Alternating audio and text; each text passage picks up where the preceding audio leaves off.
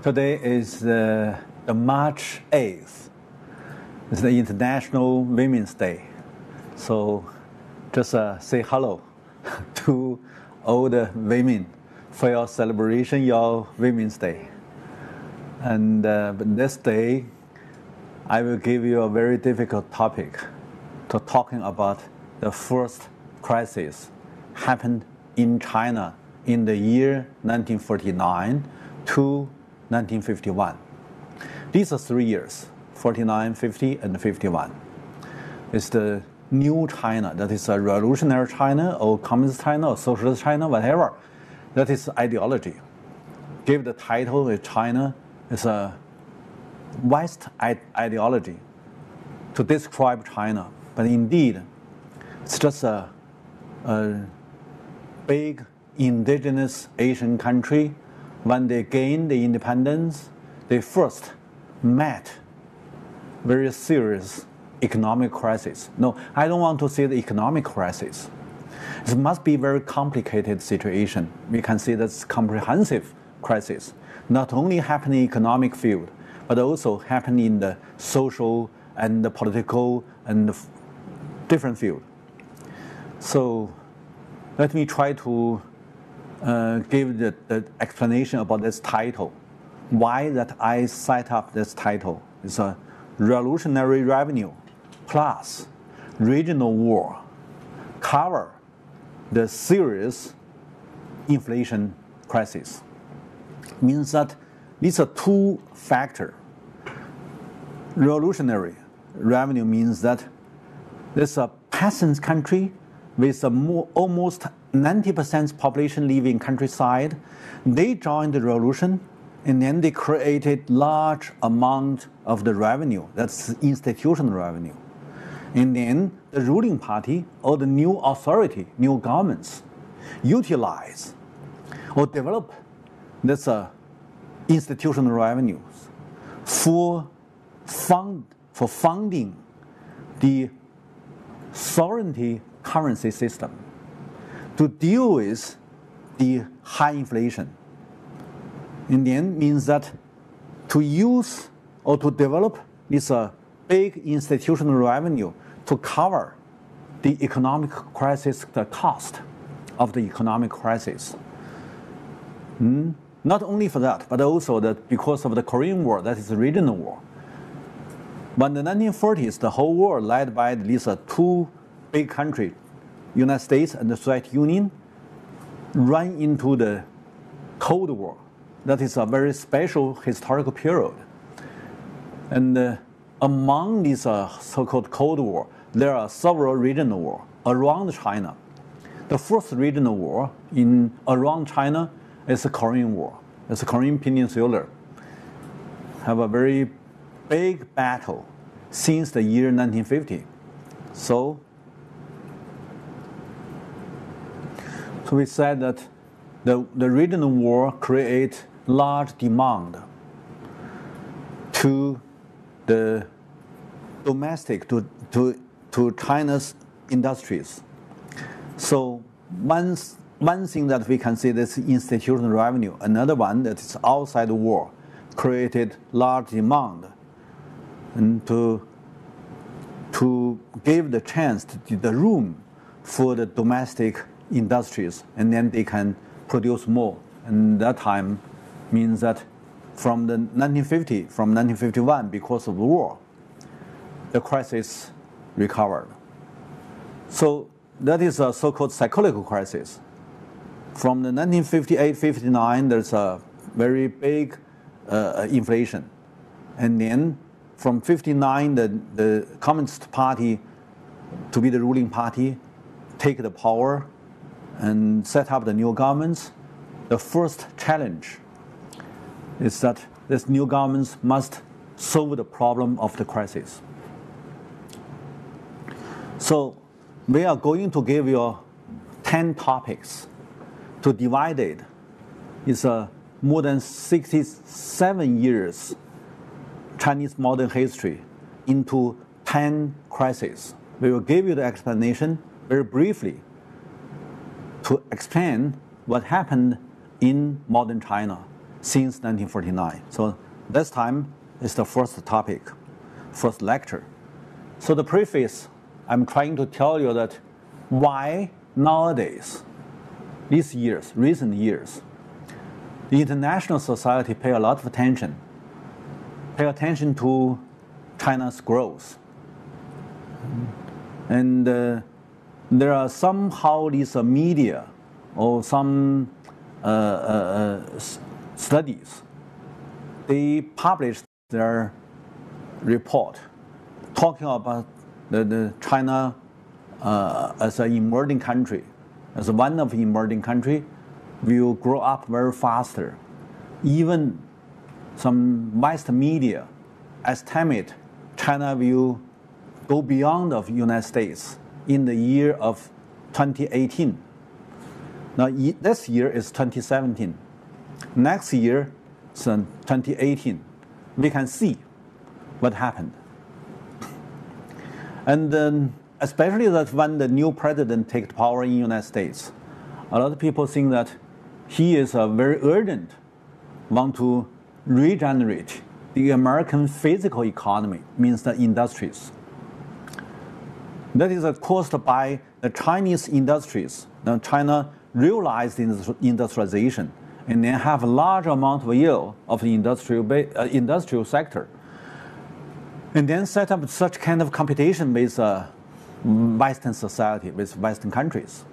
So that is why they are very urgent to give a lot of explanations on the Chinese growth. So that is I think that is why they concern, because China grew up as an industrial country, industrialized country. And then I think that we need, besides this, these very recent comments on China's growth, China rising or so what, many different explanations. But we need to learn how to follow the economic regulation. So here I put two curves. Up one is United States, lower one is Chinese, to show that the cyclical crisis, up and down, is a kind of regulation economically. And before any country, before this country run into the industrialization, the economic growth is almost even, no big change. Because that if you are in agricultural production, means the agricultural history, only affected by the climate. Or natural disasters, flood, or wind, or big snow, or whatever. But when you run into the industrialization, you have a multiple risk. Not only one sector, natural disaster or some climate change. When you start to have a so-called mass production, means that the market is uncertainty. The economic should be uneven. So up and down, that will be the historical period of industrialization, very popular phenomena. So no matter this country claim what isms, like United States claim that United States is a capitalist country or imperialist country, whatever ideology describe this country is what kind of system. Or China, a lot of people think that China is a communist country or socialist country, whatever. But all of these descriptions come from the West-centric, from the ideology created also by Western countries. So few people can give the detailed explanation, the deepened understanding of China, especially when China is a developing country, not Western country. The difference is very, very clear to understand. So-called developed country, almost all of them they have a historical chance to take others' resources. That is colonization. And almost all the developing countries, including of China, have no chance to go outside to take others' resources or make other people to be the slaves. So the primitive accumulation of the industrialization is different. If you have the chance to go out to take others' resources, others' properties, certainly you think that you are easier to go beyond of the primitive accumulation to set up the so-called capital-intensive industries, because you have to take a lot of properties. But if you have no such kind of chance, you only can turn inside to take the surplus from your own people, from your own resources. Means that you have to stand on more big cost. There must be very hard the conflicts. So the conflicts always confrontations among these different interest groups. So the social contradiction in developing countries must be more severe than these colonized countries, these colonial countries. That is a big difference. Means that pre-history of the industry. That is the basic knowledge. But most of these textbooks never talk about such kind of basic knowledge. So it means that a lot of developing countries, if you cannot set up your industries, you cannot join the world industrial competition, means that you are in backward. Not mean that you have no chance. It means that you're just backward. Or even that you are somehow institutional problems or cultural problems or whatever, even racial problems. So that is a misunderstanding. So we should know that even these so-called advanced countries like United States, when they run into the industrialization, they also have the big crisis. That's one. That is 1930s. The economic crisis happened in the United States. What happened in this advanced country? Even they have big resources. They have a so-called advanced education, science, technology, and even institution. And what happened there? So-called unemployment. A large number of people out of job. And these are so-called some very radical group. They captured black people and then burn them out, saying that it's because black people work hard to take the job from white people. So there is a social chaos. There's also the murder and the massacres.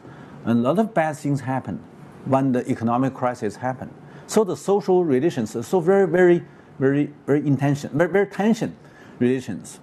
So many countries, especially in Europe country, when they have the crisis, the economic problem turned to the social problem, even turned to the political problems, like the fascism in Europe and racialism in Europe or in other Western countries. So we should do some comparative studies and then have the basic arguments from the indigenous country, from the developing country, from our own experiences, from the analysis onto these experiences. So now we have to talking about what is the creative, theoretical creative. First, we need to talking about the institution, but the institution not originally make the decision to decide what will be happen. The institutions come from the industrialization, from the primitive accumulation. What kind of resources structure? And then you can set up what kind of institution. So the institution not originally set up by some leader or some governments, the institution is that followed the procedure of the industrialization. So that is the first. We need to challenge a lot of Western-centric ideology talking about institution. They said you have institutional problems, so you need transition. From where? Transit to where? They said, okay, you need to transit from your institution to my institution. And then they make you believe the institutions decide a lot of things. That is the base. But we should turn this idea to make developing countries' people understand the institution not originally happened in or before the industrialization. The institutions, the systems, the measures, the mechanisms, whatever, all followed the procedure of your industrialization. It means that you cannot simply, very simple to duplicate others' institutions, other systems, or other political regime. You need to think about how can you carry out your own industrialization and then set up applied institution for yourself. So that is the first challenge we need to raise up. And we should know that the economic crisis is very popular. Everybody can easier to acknowledge. There is the cyclical crisis happened not only in others, but also inside, in ourselves. But we also need to pay attention to the studies on how governments deal with this economic crisis. What kind of the measures the governments adopt. If you believe the market system, you may go to the market measures to do the going short. So if you believe another side, you said, okay, governments can do going long. Going short and going long, it's two different streams, two different systems. Sure, if the economic grow up, it's a booming economy, certainly you can just release control and then let these private sectors just going short. They take their interests. But if you're facing the challenge of the economic crisis, governments must take the responsibility to do the measures of going long. This is a very simple idea, but very complicated systematic problems, because if you don't have enough ability to use the treasury system, I mean government fiscal system, you even cannot do anything going long. If you have no independent financial system, I mean the bank system, if your bank system controlled by the transnational company, you have a government, it could hardly to take the measures as going long. So I said, to understand there is a kind of regulations of the cyclical crisis, that will be not so difficult. Going forward, to do your studies, to know what is the measures when the government's facing the challenge of the crisis, going long or going short. If you do want to going long, what is your hands? Do you have hands? One hand is fiscal system, another hand is a bank system. If you don't have these two hands, you cut down your two hands. Whatever you have, you only have a big head and then big mouth. You speak a lot, like these politicians. They have given all the good words to the common people. But finally, people think that, okay, you're a liar. You speak more, you do less. You cannot just claim these politicians do less, because they don't have the hands.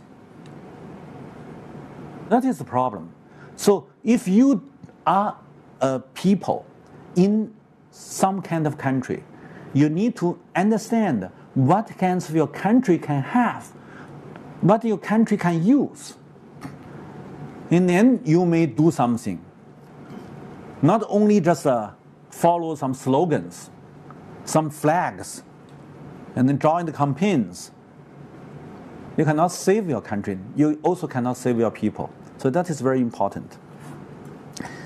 And when we noticed, when we acknowledge the government's adopting what kind of measures, we may, going forward, to notice whatever governments adopt as a kind of measures to deal with the economic crisis must turn to the institutional change. If you set up a very strong controlled bank system, certainly there will be a big interest group.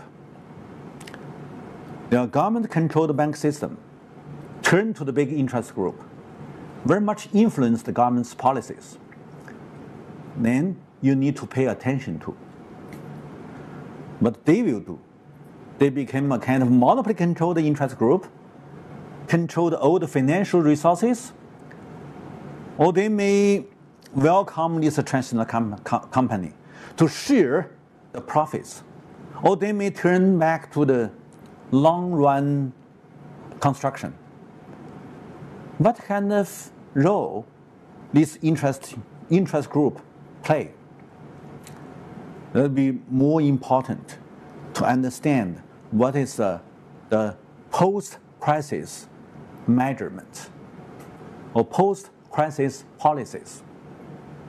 So that is, I strongly recommend the developing countries' progressive scholars give little time to learn that how Chinese governments, when they founded in the 1949, facing the challenge of the serious inflations, how the Chinese governments take the opportunity to use some kind of the government's hands and then to make the economic recovery.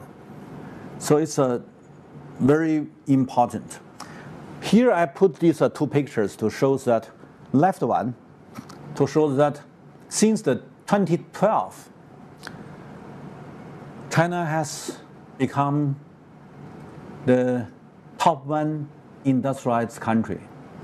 If you just calculate the industrial PPT by industrial GDP by PPP calculation, you may find that this one big economy, the total industrial products equal to United States and equal to other 8 industrialized advanced countries.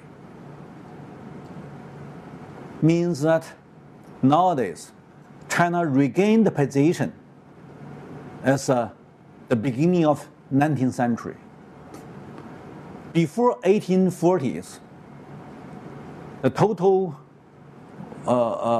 production volume in China is 1/3 of the world.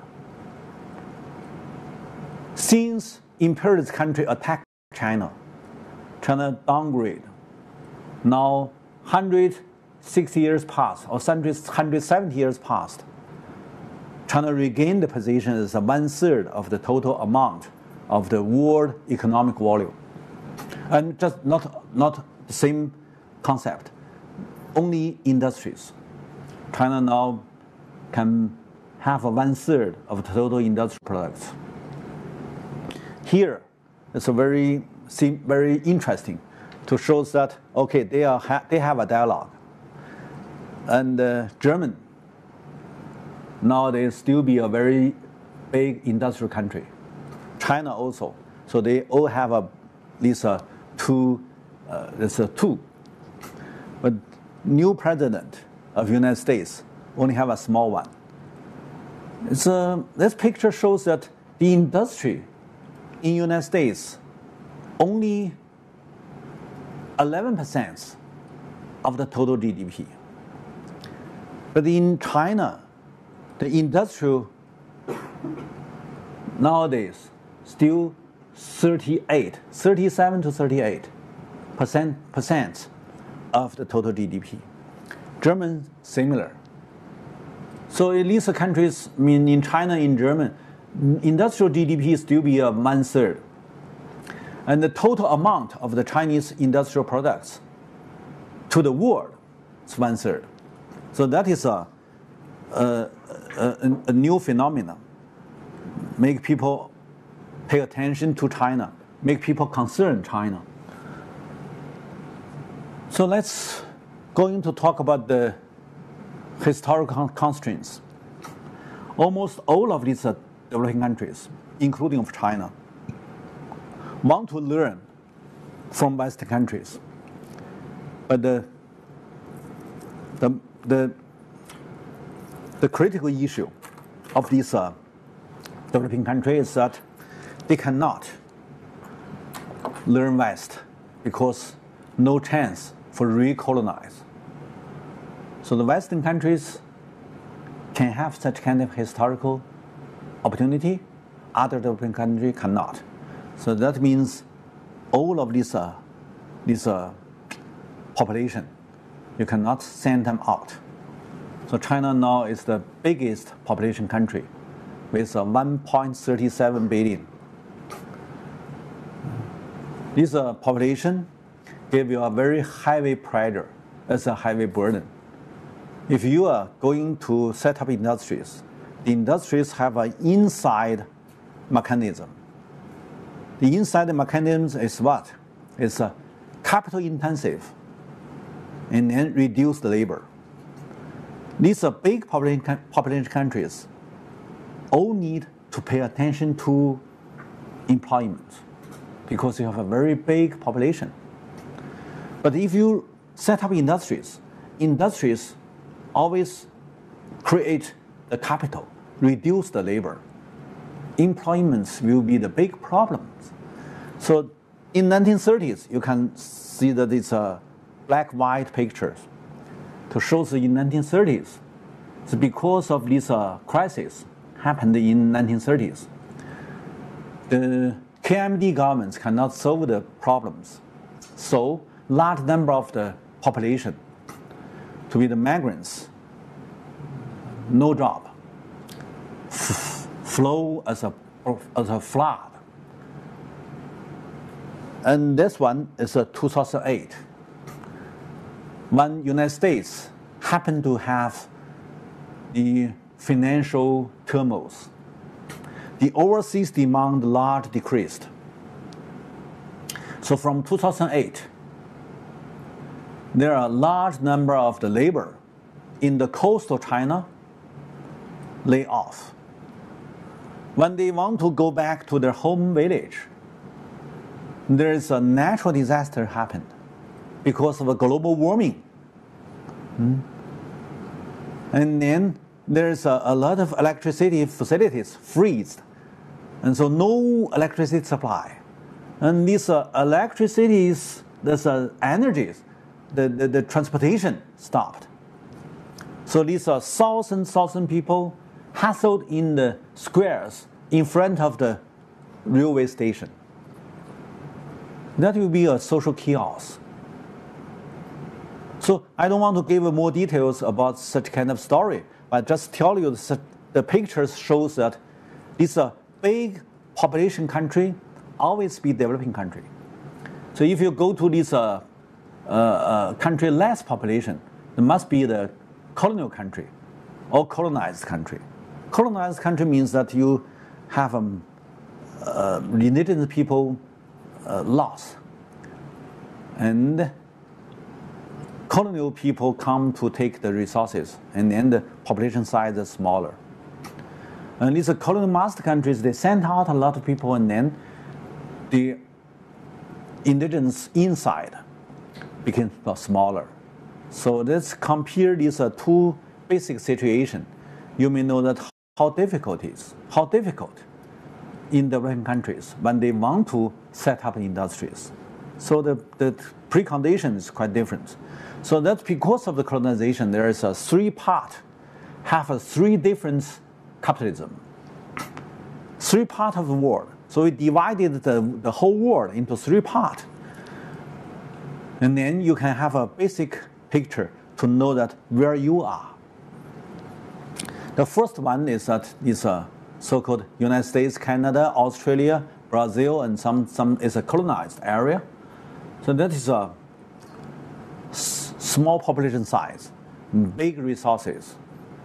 They have a more advantage, more priorities to run their industrialization. But if they fail, no reason. But nothing. The second part is so-called the colonial master countries. That's old Europe. The old Europe all set up the industries. And the people, because of the set up industries, and so they all facing the challenge of overproduction. That is why the First World War, the Second World War, all happened in Europe. I don't want to give a more explanation about what is the culture in Europe. But anyway, people noticed the industrialization never solved the problem of conflicts,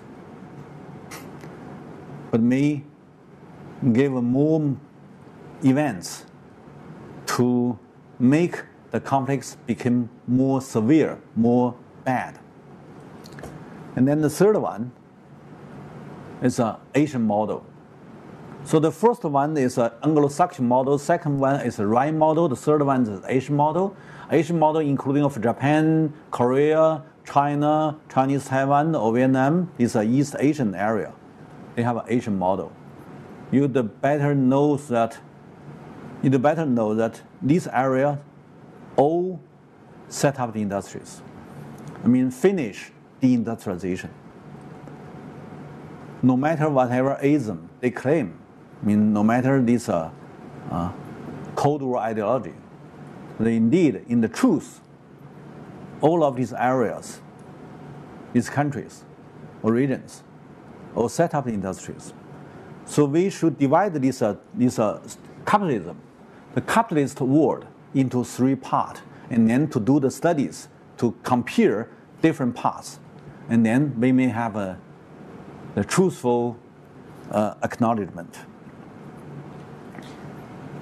When we talk about the economic crisis, I think that we should, especially when we talk about 1949's economic crisis, we must notice this 49th economic crisis not created by 49. It's created by the 1930s.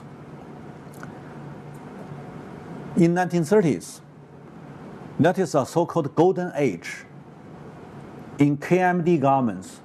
That is when KMT governments also trying to set up modernization by the urbanization, industrialization. These are two stations.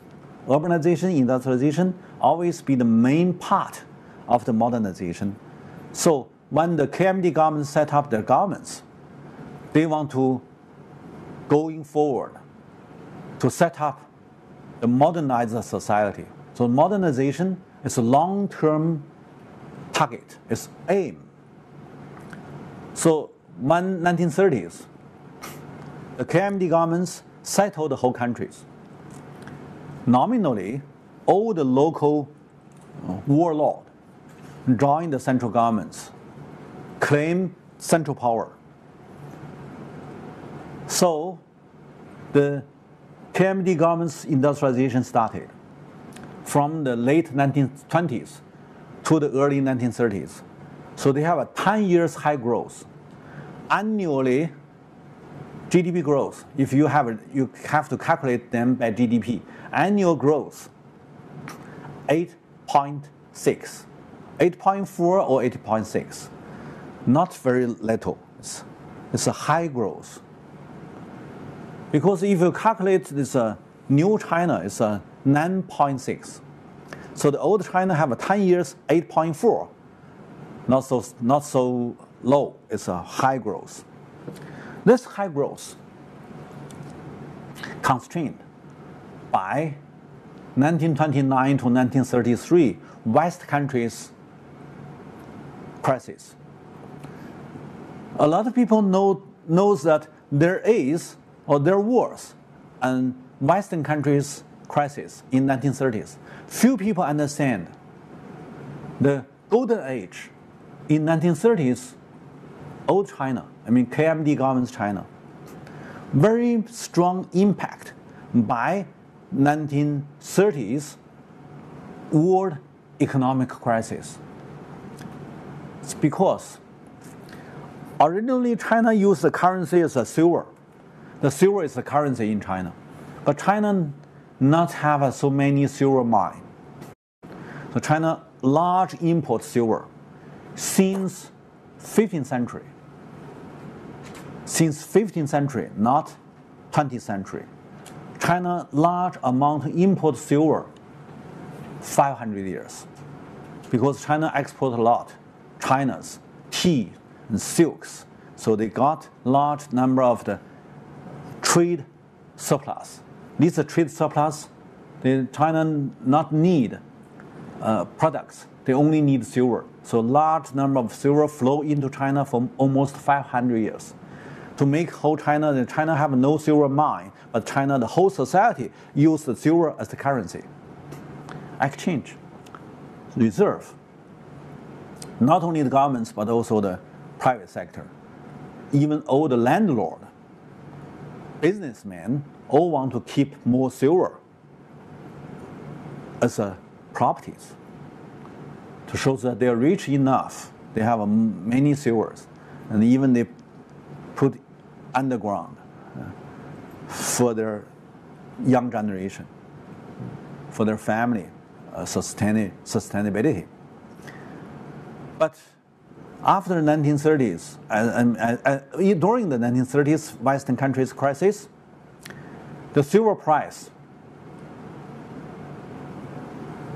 increased by the silver mine states in the United States. In the United States, there are 6 states. They contribute a lot of silvers and exports. And when the crisis happened, originally it's a deflation. Deflation means that the gold and silver, the price of the gold and silver decreased. So these states, they are short of the budget. And so they want the federal governments give them the priority to increase the price. So when they increase price, means that the world market silver price increased. And then the silver in China is a currency. The governments cannot make so high price of the silver. So you have a low price silver. Overseas, there's high price silver. And then what happened? Your low price silver, smuggling out. Means that originally you use the silver as the currency. You must stabilize your silver price. So if your silver price increased, means that the whole of everything will be very much bad impact. So, but when the silver flow out, smuggling flow out, and then means that you have a shortage of the silver. Means that inside of Chinese silver markets, the price will be more higher and higher. So that impact the whole of the economic growth. And then enforce the KMD governments change the financial system, issue the paper money. The paper money originally in 1950 is issued in the November of 1935 in name of 法币. I don't know how to translate it in English. 法币 means a legal currency, but it's paper currency. That is the first when the Chinese economy turned to the industrialization and the urbanization, and then followed money system reform. From the silver system reform to the paper currency system. That is the first time KMD governments want to set up the sovereignty currency system. That is a legal currency system. It's a sovereignty currency system. If the governments win, they will stabilize the economy, not very much influenced by the overseas silver markets. So this effort is very important. Even that is old governments, but we need to be very objective to give an analysis about such kind of effort. It's important. But when these KMD governments want to stabilize the new money system, they're facing the big challenge of Japan, because Japanese at that time failed to fight with Soviet Union in Mongolia, that is area. Originally, Japan supported by British and United States. Going forward to the north, attack Mongolia and Siberia to take the resources from these areas. That is why the United States and the British all back up Japan.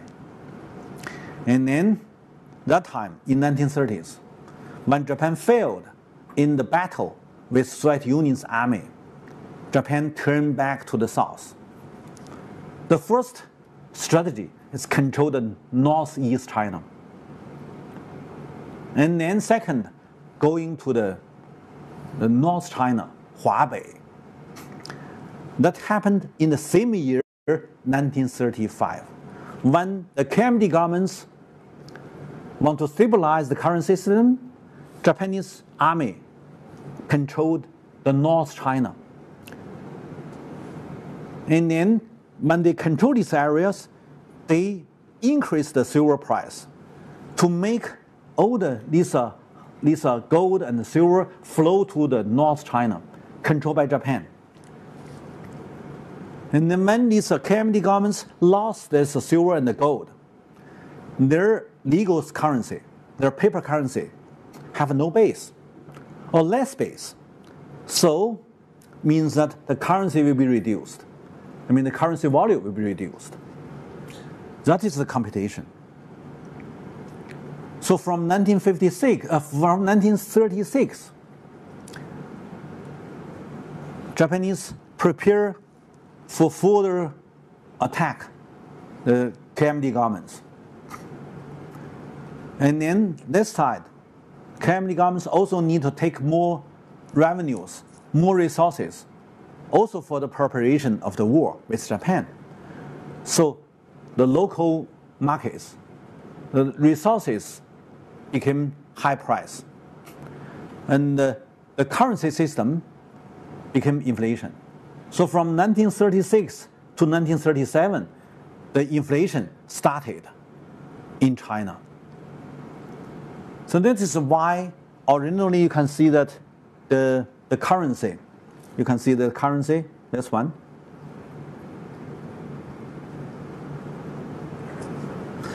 The left side, upper one, when they just issue this paper currency, the value of the currency is smaller, 20, that's one. And then later, became much bigger, million. Look, right side.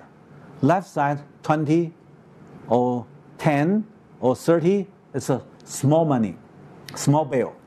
Became a big bill, million.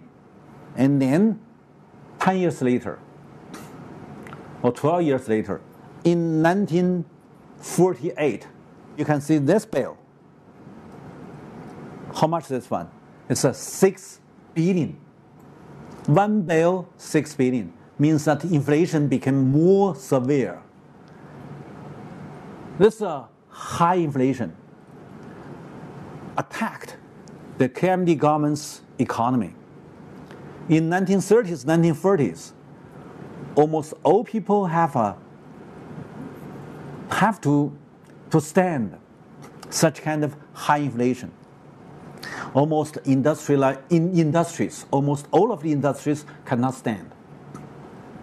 All the local business cannot stand because high inflation, very bad, attacked the economy. the physical economy. Another side, there's so many white sheet, small piece of papers.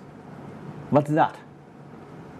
That is a Communist Party's area.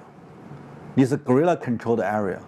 They don't have currency, but they need resources.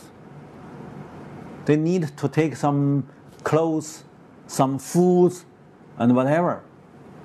And so what they don't have the currency, no legal money. How they deal with the problems? They gave the white sheet.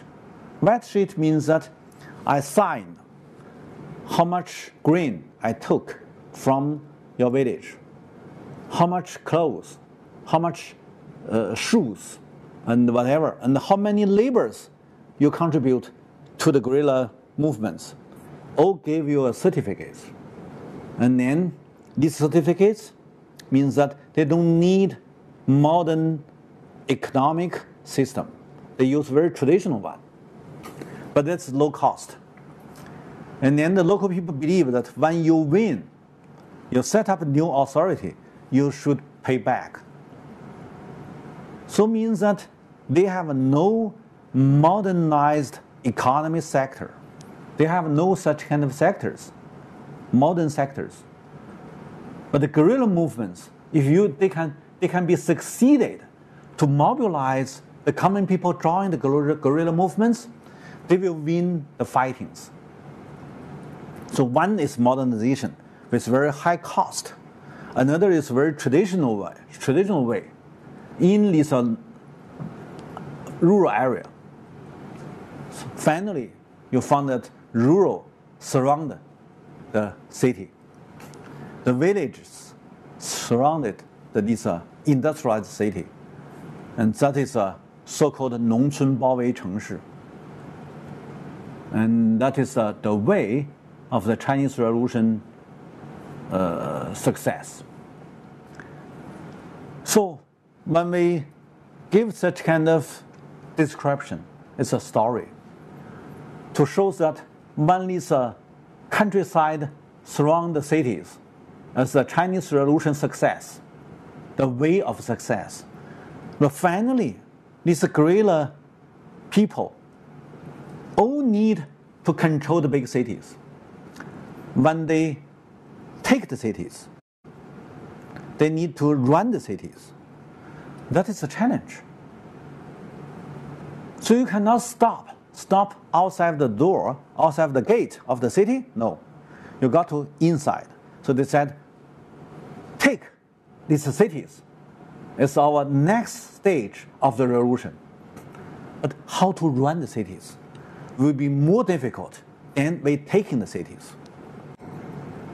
That is why, since the 1940s, especially late 1940s, inside of Communist Party leadership, they have so many discussions.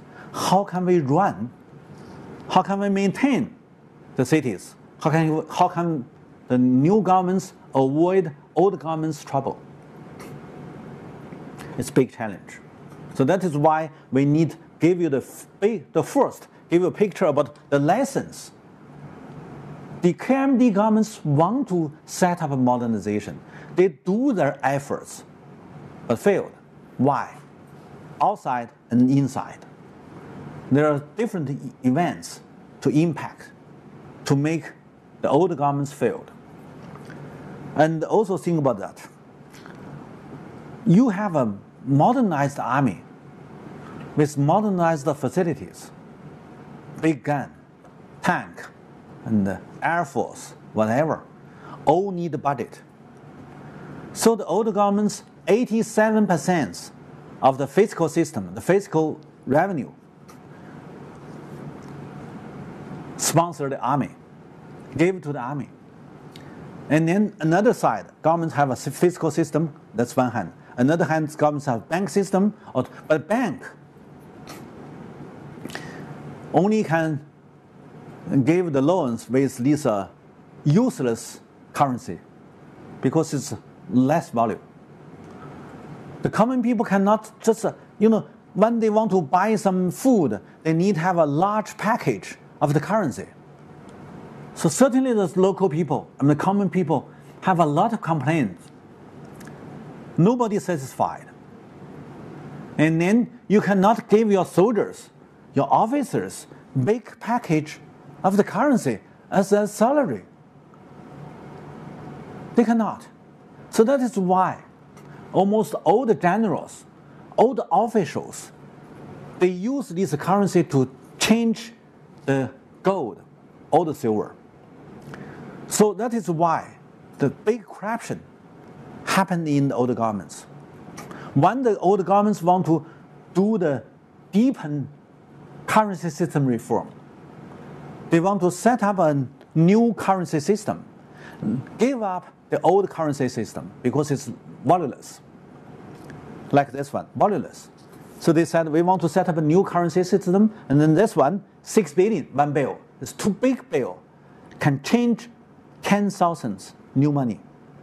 The new money means that in 1944, when the United States win the battle and even occupy the Japan and the Europe, and then American claim $1 American dollar can anytime change back to gold. It's a fixed price of the paper money dollar with gold. So at that time, American dollar in Chinese name is a golden-based bill or golden notes. So to use American dollar, the Chinese governments borrowed American dollar less than 500 billion. No, not so big. 50 million American dollars, think that is a golden notes. And then based on that, based on the foreign reserve, that is not reserve, it's your borrowed money, foreign debts, issued the gold notes or whatever. It's a dollar gold notes or gold dollar notes, whatever. That is a 金元券. And meanwhile, governments enforce all the private sector, including of the officials and the officers, contribute whatever you have as a gold and silver. You don't have the rights to maintain any gold and silver. You must contribute all to the governments. The governments want to reset up the base. It's a treasury. And then, based on that, governments control how much gold, and then reissue the sovereignty money system. It's also a very good effort. Failed again. Only 4 months, because nobody want to contribute the gold and silver to the governments. Means that partied. So when the KMT governments failed of their so-called deepening financial system reform failed, the governments failed, collapsed. And the army, they have millions, modern armed army, also disbanded, dismissed. So the peasants join the guerrilla movements. They don't need so many modern sectors. They win the fighting to take the big cities, but they have no experience how to maintain the city economy, how to deal with the high inflation. Think about these peasants, revolutionaries, leader. They may familiar with how to mobilize people join the guerrilla, but they have any knowledge of running modern economy. So that is very interesting. So when we talk about this one, we should give you the detailed stories. The first, KMT governments retreat from the mainland to Taiwan.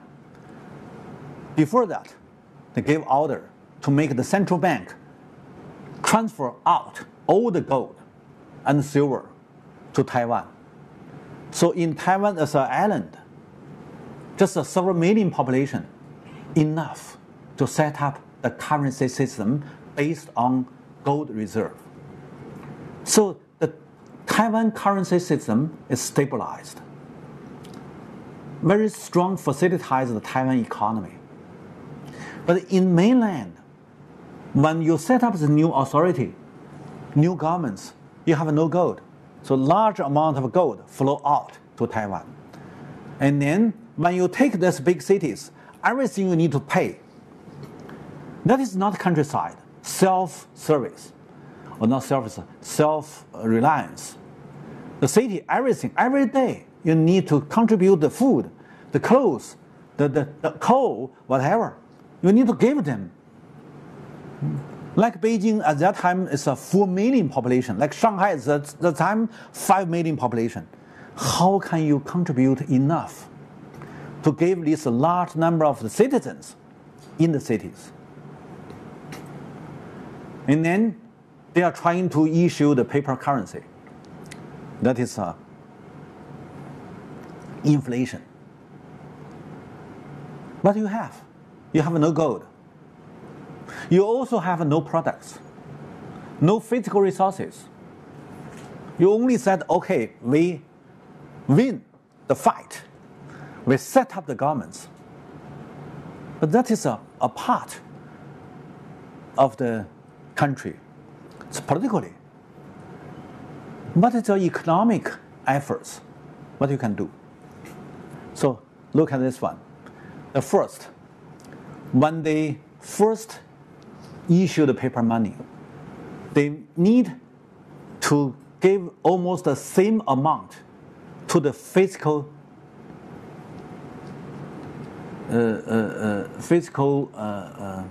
deficit. When you want to feed the whole of the cities by fiscal system, by the government's fiscal system, it means that the large deficit immediately grow up. Let's turn to the deficit. And then you have no resources. You only can issue the paper money to facilitate, to fulfill.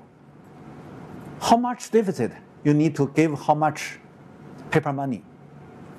Means the beginning, the currency system is inflation system. And then,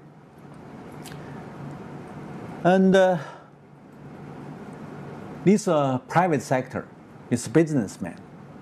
For them, inflation, not only the pressure, very heavy, but also the chance. If you can take some rice or some clothes or whatever resources, means that you do have the chance to enjoy the high price. If you buy, means 100. Several days later, maybe 500, because inflation. So it means that a lot of private sector join the markets to take the physical products for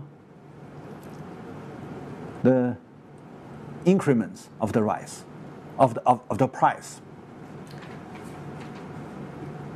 That is a kind of speculation. So there's no normal markets.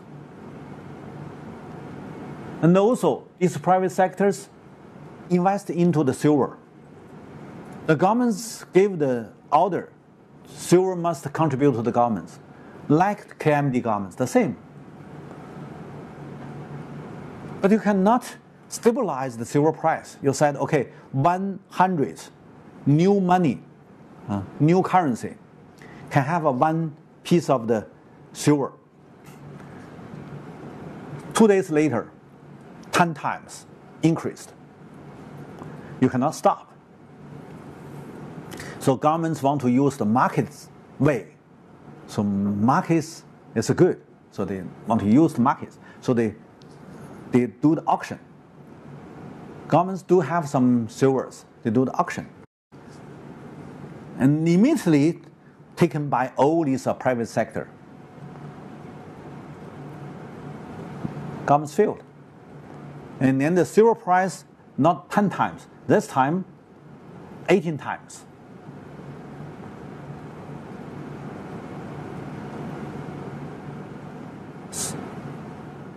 We have to give you another very important theoretical event, because in the late 1930s, instructed by the Soviet Union, Chinese Communist Party understood they are peasant party. They are not workers' party, because the party joined mainly by the peasants. At that time, there's a few workers. The total amount of the working class, of the population of the working class, less than 5%. Even they all join this Communist Party, you still can only have 5%. So, Soviet Union Communist Party said, oh, you are peasants party. So the targets for your occupied city is to develop the national capitalism. You need to first set up the national capitalism. When the national capitalism grow up, when you set up the mass production, when you finish industrialization, you can upgrade into the socialism. Before that, you are in the capitalism. So, in the late 1940s, the Chinese ruling party accept the advice from Soviet Union. They want to develop private capitalism. That is a national capitalism. In name of new democraticism, 新民主主义, new democraticism. And then they said that Sun Zhongshan, Sun Yat-sen, and KMD governments as an old democraticism. They want to set up a new one. New one means that to encourage the private businessmen, private capitalists, to run their business in both cities and the countryside. So even they do these things, it's a speculation. They do a lot of bad things. But you have your target. The decision made by the whole party leaders. You also announced to all these so-called democratic parties. They joined this new authority. At that time, a lot of ministers, even vice premiers, come from Democratic Party, not from Communist Party. Means all joined to make the political decision. We are first need to develop private sector, national capitalism.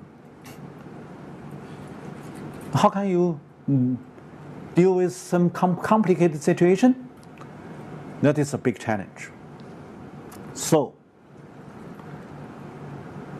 that time, the central government's leader in charge of the economic affairs first claim the inflation come from the oversupply of the currency. They said, yeah, it's our problems. But if you do the market readjustment, you need to do going short, means reduce your currency issue. Reduce currency, yes? Because you issue too much currency, have inflation, yes? So it's a contradiction. Which one you go? You're going long or going short? If you are the market system, you're going short, yes? I leave this question to all the audience. You make